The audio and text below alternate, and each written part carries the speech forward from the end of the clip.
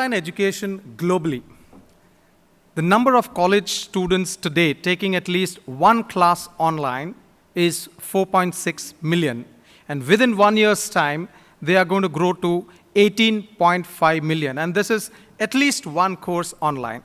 And this is students who are actually going into classes. 96% of the universities in the world are offering at least one course online. So it's not that it's not happening. Online courses, online education is already in place. 17.3% is the growth rate of online learning in Asia. The Indian figures are coming up, which will be much better. And if you look at the American market, the European market, because they are much more mature, they are at 5% or 7%, which means that today we are moving fast towards adopting online learning in the classroom, etc. Let's look at the percentage of online learning courses in all continuing education enrollments. 20%, which means that in the last 2 years, we have actually covered what was not there about 2 years back. So online education is picking up in the continuing education, in the workforce education space, or the distance education space. Percentage of working professionals willing to enroll in a completely online course. Now, why would a working professional ask for an online course? Multiple reasons. One, he cannot travel to class. Second, he would need quality education. And if in case, we all spoke about faculty being one requirement who has to be of good quality faculty. So working professionals is looking for skill enhancement for his career enhancement. And so he is looking at skills more importantly, and thereby he looks at faculty. If the faculty is not available over here, he will go and seek the faculty wherever he is, but he may be physically present over here.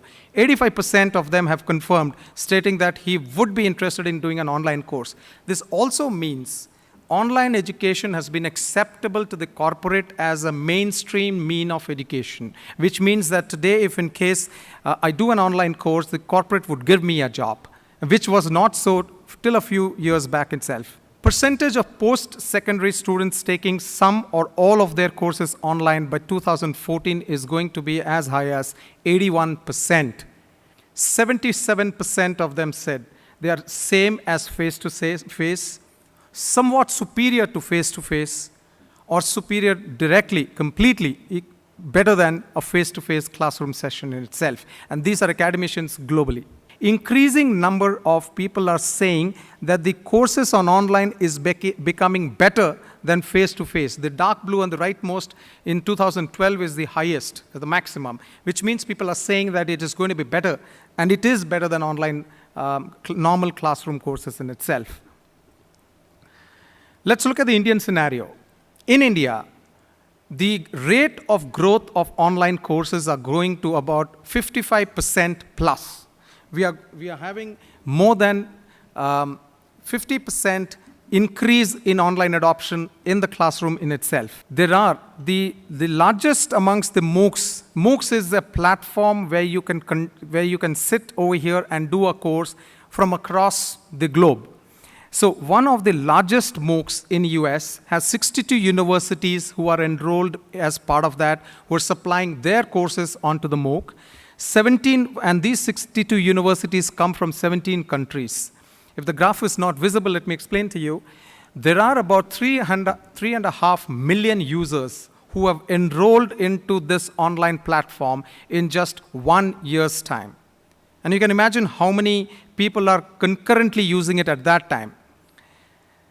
There are students who have gone in from 229 countries. Question is, will India be using this? Are we ready for it? Surprise, surprise. Out of this, the second largest population in this MOOC, which is originated in the US, is from India at 8.8% of all the users, and the rest are across various regions. So India is using it. Why is India using it? For the reasons that we mentioned. They need quality education, and they will go and pick it up from there. It's like the children of today. If they don't get something, they'll get it. So our students are seeking education from outside India itself. There are 328 different courses. One question typically asked is, can you really teach online all the subjects. The subjects that are being taught out there are in the areas of science, arts and humanities, information technology, business, as well as humanities. We, as a company, had taught engineering to diploma holders during the last 3 years.